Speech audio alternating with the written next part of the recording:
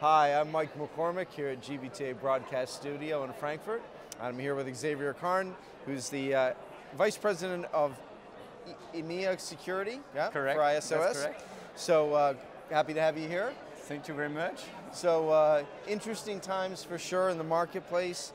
Big challenges for our travel buyers here as they try to sort out duty of care and all that the responsibility and what goes with it in their jobs. You know, what should they be focusing on as they look at putting duty of care programs in place? Okay. First of all, what they need to do is to embed in their travel management process the ability to evaluate, to assess their risks, the risks that this population is facing.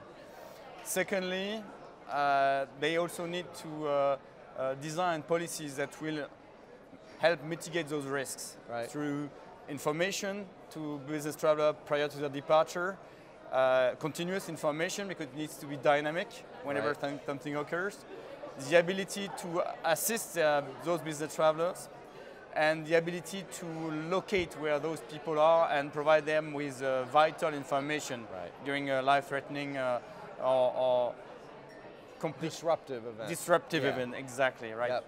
So you have something called a travel risk map. Correct. You're updated every year. It's certainly a product and a tool that our buyers use. What can they expect? I mean, what updates are we looking for next year in 18? So in 18, there will be a few changes in the evaluation we make of medical risks and security risks in certain parts of the world. The other key innovation is that we give them the opportunity to circulate those maps through social media. Right. Okay. So, and when we look at the changes in the risk ratings, medical and security, on the medical side, we've seen the Caribbean because of the impact of the climatic events, the hurricanes. We know that the medical infrastructure in those countries, in those islands, in that region has decreased. In Eastern Europe, we've seen improvement in the quality of medical care. And from a security standpoint, there isn't much change in APAC, Europe, the US. The few changes we'll see in the risk rating is an elevation of risk in countries such as sub-Saharan Africa because of what we know about the current state of the threat from radical jihadi group, unfortunately. And we can quote northern regions of Niger, for instance, or some parts of Mali have seen their risk increase. We've seen also in Europe countries that were considered at insignificant risks, like Sweden, raised to low. Not because we consider that there is a heightened threat, but because there's a combination of factors.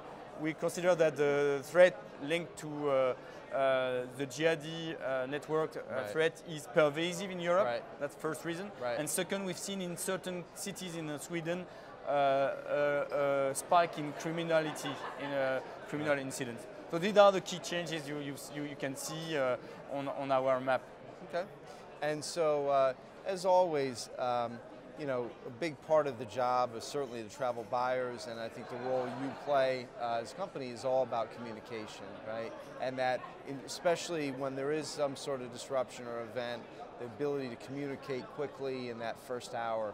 So, I mean, talk about the importance of that, and you know, again, back to advice for the travel buyers. That's a really critical part of the plan. I'm absolutely on board, and indeed that golden hour is key to any organization, because during that small amount of time you need to determine whether this incident is impacting you, whether this incident is a crisis, and whether you need to mobilize assets, resources to support your business travelers. And to do that, there are different ways and processes.